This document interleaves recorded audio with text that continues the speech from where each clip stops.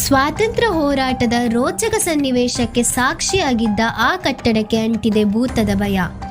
ಇಲ್ಲಿ ಸುಳಿದಾಡುತ್ತಿದೆಯಂತೆ ಬ್ರಿಟಿಷ್ ಅಧಿಕಾರಿಯ ಆತ್ಮ.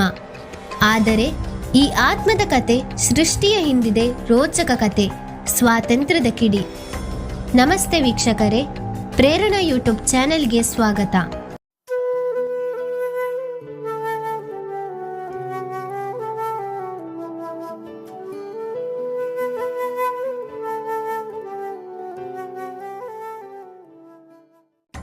ಅದು ಬ್ರಿಟಿಷರ ಕಾಲದ ಭವ್ಯ ಕಟ್ಟಡ. ಈಗಲೂ ಸರಕಾರದ ಪ್ರಮುಖ ಭಾಗವಾಗಿರುವ ಬಿಲ್ಡಿಂಗ್ ಅದು. ಇಂತಹ ಕಟ್ಟಡಕ್ಕೆ ಅಂಟಿದೆ ಭೂತದ ಭಯ. ರೈಟರ್ಸ್ ಬಿಲ್ಡಿಂಗ್ ರಹಸ್ಯ. ಕೊಲೆಯಾದ ವ್ಯಕ್ತಿ ಆತ್ಮವಾಗಿ ಸುಳಿದಾಡುತ್ತಾರಾ? ಕತ್ತಲಾದರೆ ಸಾಕು ಅಲ್ಲೊಂದು ವಿಚಿತ್ರ ಲೋಕ ಸೃಷ್ಟಿಯಾಗುತ್ತದ. ಕತ್ತಲ ಮೌನವನ್ನು ಸೀಳಿ ಕೇಳುತ್ತದ ಅದೊಂದು ವಿಚಿತ್ರ ಶಬ್ದ. ಇಷ್ಟೆಲ್ಲ ಪ್ರಶ್ನೆ ಕುತೂಹಲಕ್ಕೆ ಕಾರಣ ಕೋಲ್ಕತ್ತಾದ ಅದೊಂದು ಪ್ರಮುಖ ಕಟ್ಟಡ. ಬ್ರಿಟಿಷರ ಆಳ್ವಿಕೆ ಇದ್ದ ಕಾಲದಲ್ಲಿ ನಿರ್ಮಾಣವಾದ ಭವ್ಯ ಕಟ್ಟಡವಿದು.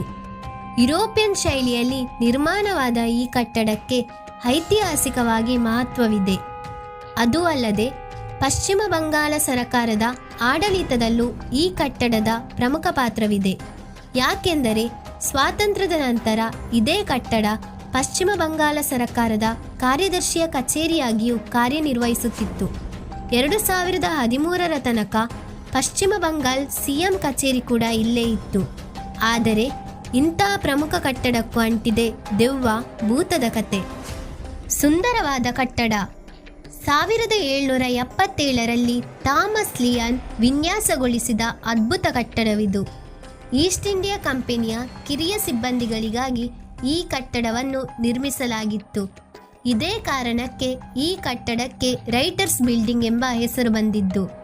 ರೈಟರ್ಸ್ ಎಂದರೆ ಇಲ್ಲಿ ಸಾಹಿತಿಗಳು, ಬರಹಗಾರರಲ್ಲ, ಬದಲಾಗಿ ಬ್ರಿಟಿಷ್ ಸರಕಾರದಲ್ಲಿ ಕೆಲಸ ಮಾಡುತ್ತಿದ್ದ ಕ್ಲರ್ಕ್ ಮತ್ತು ಕಿರಿಯ ಆಡಳಿತ ಸಿಬ್ಬಂದಿಗಳೆಂದು ಅರ್ಥ. ಹೀಗಾಗಿ ಈ ಕಟ್ಟಡಕ್ಕೆ ರೈಟರ್ಸ್ ಬಿಲ್ಡಿಂಗ್ ಎಂಬ ಹೆಸರು ಬಂದಿತ್ತು. ಆದರೆ ಅಂದಿನಿಂದ ಇಂದಿನ ತನಕ ಈ ಕಟ್ಟಡದಲ್ಲಿ ಒಂದಷ್ಟು ಬದಲಾವಣೆಗಳು ಆಗಿದ್ದರೂ ಆ ಒಂದು ಭಯ ಮಾತ್ರ ದೂರವಾಗಿಲ್ಲ. ಅದೇ ಭೂತದ ಭಯ. ಅರಿಯಿತು ನೆತ್ತರು. ಅಂದು ಸಿಂಪ್ಸನ್ ಕ್ರೌರ್ಯದ ಬಗ್ಗೆ ತಿಳಿದುಕೊಂಡಿದ್ದ ಆ 3 ಯುವಕರು ಅಂದು ಸಿಂಪ್ಸನ್ಗೆ ಪಾಠ ಕಲಿಸುವ ಉದ್ದೇಶದಿಂದ ರೈಟರ್ಸ್ ಬಿಲ್ಡಿಂಗಿಗೆ ಬಂದಿದ್ದರು. ಇದರಲ್ಲಿ ಇಬ್ಬರ ವಯಸ್ಸು 22 ಮತ್ತು ಇನ್ನೊಬ್ಬರ ವಯಸ್ಸು ಬರೀ 19. ಅದು 1930 ಡಿಸೆಂಬರ್ 8. ಅಂದು ಇಲ್ಲಿಗೆ ಬಂದಿದ್ದವರು ಬಿಯೋನ್ ಬಸ್, ಬಾದಲ್ ಗುಪ್ತಾ ಮತ್ತು ದಿನೇಶ್ ಗುಪ್ತಾ ಎಂಬ ಬಿಸಿ ರಕ್ತದ 3 ಕ್ರಾಂತಿಕಾರಿಗಳು. ಇವರು ಬೆಂಗಾಲ್ ವ್ಯಾಲಂಟಿಯರ್ಸ್ ತಂಡದ ಸದಸ್ಯರು. ಹೀಗೆ ಬಂದವರು ಸಿಂಪ್ಸನ್ಗೆ ಗುಂಡು ಇಟ್ಟಿದ್ದರು. ಈ ಹತ್ಯೆಯ ಬಳಿಕ ಬ್ರಿಟಿಷ್ ಸೈನಿಕರು ಇವರ ಸುತ್ತುವರೆದಿದ್ದರು. ಈ ವೇಳೆ ಬಾದಲ್ ಸೈನೈಡ್ ಸೇವಿಸಿ ಕೊನೆಯುಸಿರೆಳೆದಿದ್ದರೆ ಬಿಯೋನ್ 5 ದಿನಗಳ ಬಳಿಕ ಆಸ್ಪತ್ರೆಯಲ್ಲಿ ಕೊನೆಯುಸಿರೆಳೆದಿದ್ದರು. ಈ ಘಟನೆಯಲ್ಲಿ ಬದುಕುಳಿದದ್ದು ದಿನೇಶ್ ಮಾತ್ರ. ಅಂದಿನ ಈ ಪ್ರಕರಣಕ್ಕೆ ಸಂಬಂಧಿಸಿದಂತೆ ದಿನೇಶ್ರನ್ನು 1931 ಜುಲೈ 7 ಗಲ್ಲಿಗೇರಿಸಲಾಗಿತ್ತು. ಅಂದು ದೇಶಕ್ಕಾಗಿ ಜೀವ ಕೊಡಲು ಸಿದ್ಧರಿದ್ದ ಈ 3 ಇಲ್ಲಿ ಇಂದಿಗೂ ಸ್ಮರಿಸಲಾಗುತ್ತದೆ. ಜೊತೆಗೆ ಈ 3 ಪ್ರತಿಮೆಗಳನ್ನು ಇಲ್ಲಿ ಸ್ಥಾಪಿಸಲಾಗಿದೆ. ನಿಜವಾಗಿಯೂ ರೈಟರ್ಸ್ ಬಿಲ್ಡಿಂಗ್ ಈ 3 ಸ್ವಾತಂತ್ರ್ಯ ಕಳಿಗಳ ತ್ಯಾಗ, ಬಲಿದಾನ, ಕೆಚ್ಚೆದೆಯ ಹೋರಾಟದ ಕಾರಣಕ್ಕೆ ಜಾಸ್ತಿ ಪ್ರಚಾರ ಪಡೆಯಬೇಕಾಗಿತ್ತು. ಆದರೆ ವಾಸ್ತವವಾಗಿ ಹಾಗೆ ಆಗುತ್ತಿಲ್ಲ. ಬದಲಾಗಿ ಈ ಭವ್ಯ ಕಟ್ಟಡ ಬರೀ ಪ್ರೇತಾತ್ಮಗಳ ಕಥೆಗಳ ಕಾರಣಕ್ಕೆ ಸುದ್ದಿಯಾಗುತ್ತಿದೆ. ಸದ್ಯ ಭಾರತದ ಭಯಾನಕ ಸ್ಥಳಗಳಲ್ಲಿ ರೈಟರ್ಸ್ ಬಿಲ್ಡಿಂಗ್ ಹೆಸರು ಕೂಡ ಇದೆ.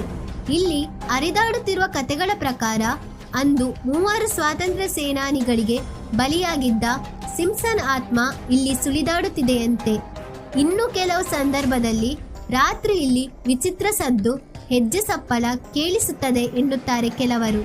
ಬರೀ ಇಷ್ಟೇ ಅಲ್ಲ, ಕೆಲವರ ಪ್ರಕಾರ ಇಲ್ಲಿ ಮಹಿಳೆಯೊಬ್ಬರ ಆತ್ಮವೂ ಸುಳಿದಾಡುತ್ತಿದೆಯಂತೆ. ಹೀಗಂತ ನಂಬಿಕೆ ಇದೆ. ಇದೇ ಕಾರಣಕ್ಕೆ ಈ ಕಟ್ಟಡ ಭಾರತದ ಭಯಾನಕ ಸ್ಥಳಗಳ ಪಟ್ಟಿಯಲ್ಲಿ ಸ್ಥಾನ ಪಡೆದಿದೆ. ವಾಸ್ತವ ಏನಿರಬಹುದು? ಇಂಟರ್ನೆಟ್, ಸೋಷಿಯಲ್ ಮೀಡಿಯಾದಲ್ಲಿ ರೈಟರ್ಸ್ ಬಿಲ್ಡಿಂಗ್ ಹಂಟೆಡ್ ಎಂಬ ಮಾಹಿತಿ ಸಿಗುತ್ತದೆ ನಿಜ. ಇಲ್ಲಿನ ಬಹುತೇಕ ಜನರು ಕೂಡ ಇದೇ ಮಾತನಾಡುತ್ತಿದ್ದಾರೆ ಎಂಬುದು ಕೂಡ ಸತ್ಯ. ಹಾಗಂತ ಈ ದೆವ್ವ ಭೂತದ ಕಥೆಯನ್ನು ಎಲ್ಲರೂ ಒಪ್ಪಿಕೊಂಡಿದ್ದಾರೆ ಎಂದು ಅಲ್ಲ. ಈ ಕಥೆಯನ್ನು ನಂಬುವವರು ಎಷ್ಟು ಪ್ರಮಾಣದಲ್ಲಿದ್ದಾರೋ ನಂಬದವರು ಕೂಡ ಅಷ್ಟೇ ಪ್ರಮಾಣದಲ್ಲಿದ್ದಾರೆ. ಅದೂ ಅಲ್ಲದೆ ಸರ್ಕಾರದ ಪ್ರಮುಖ ಕಾರ್ಯಾಲಯವಾಗಿದ್ದ ಈ ಕಟ್ಟಡದಲ್ಲಿ ಭೂತಗಳ ಸಂಚಾರವಿದೆ ಎಂಬುದು ಕೂಡ ನಂಬಲು ಕಷ್ಟ. ಜನರು ಹೇಳುತ್ತಿದ್ದು ಅದಕ್ಕೊಂದು ದಾಖಲೆಗಳು ಬೇಕಲ್ವಾ? ಇಲ್ಲಿನ ದೆವ್ವ ಭೂತಗಳ ಕತೆಗೆ ಯಾವುದೇ ದಾಖಲೆಗಳಿಲ್ಲ. ಪ್ಯಾರಾನಾರ್ಮಲ್ ಇನ್ವೆಸ್ಟಿಗೇಟಿಂಗ್ ಟೀಮ್ ಕೂಡ ಇಲ್ಲಿ ಪರಿಶೀಲನೆ ನಡೆಸಿದೆ. ಆದರೆ ಇಂತಹ ಯಾವುದೇ ಸನ್ನಿವೇಶಗಳು ಇಲ್ಲ ಎಂದು ಈ ತಂಡವು ಹೇಳಿದೆ. ಅದೂ ಅಲ್ಲದೆ ಸ್ವಾತಂತ್ರ್ಯ ಸಂಗ್ರಾಮದಲ್ಲಿ ಸಂಭವಿಸಿದ್ದ ಶೂಟೌಟ್ ಕತೆ ಕೆಲವರಿಗೆ ಗೊತ್ತಿದೆ. ಹೀಗಾಗಿ ಇಲ್ಲಿ ದೆವ್ವದ ಕತೆ ಹುಟ್ಟಿಕೊಂಡಿರುವ ಸಾಧ್ಯತೆ ಇದೆ. ಆದರೆ ಈ ಭೂತ ಪ್ರೇತಗಳನ್ನು ನಂಬುವವರ ಪಾಲಿಗೆ ಈ ಕಟ್ಟಡ ಕುತೂಹಲದ ಕೇಂದ್ರವಾಗಿದೆ, ಜೊತೆಗೆ ಪ್ರಶ್ನೆಗಳ ಮೂಟೆಯೂ ಆಗಿದೆ. ಈ ಮಾಹಿತಿ ನಿಮಗೆ ಇಷ್ಟವಾದಲ್ಲಿ ಈ ವಿಡಿಯೋವನ್ನು ಲೈಕ್ ಮಾಡಿ ಮತ್ತು ಶೇರ್ ಮಾಡಿ. ಹಾಗೆಯೇ ನಮ್ಮ ಪ್ರೇರಣಾ ಯೂಟ್ಯೂಬ್ ಚಾನಲನ್ನು ಸಬ್ಸ್ಕ್ರೈಬ್ ಮಾಡಿ. ಧನ್ಯವಾದ.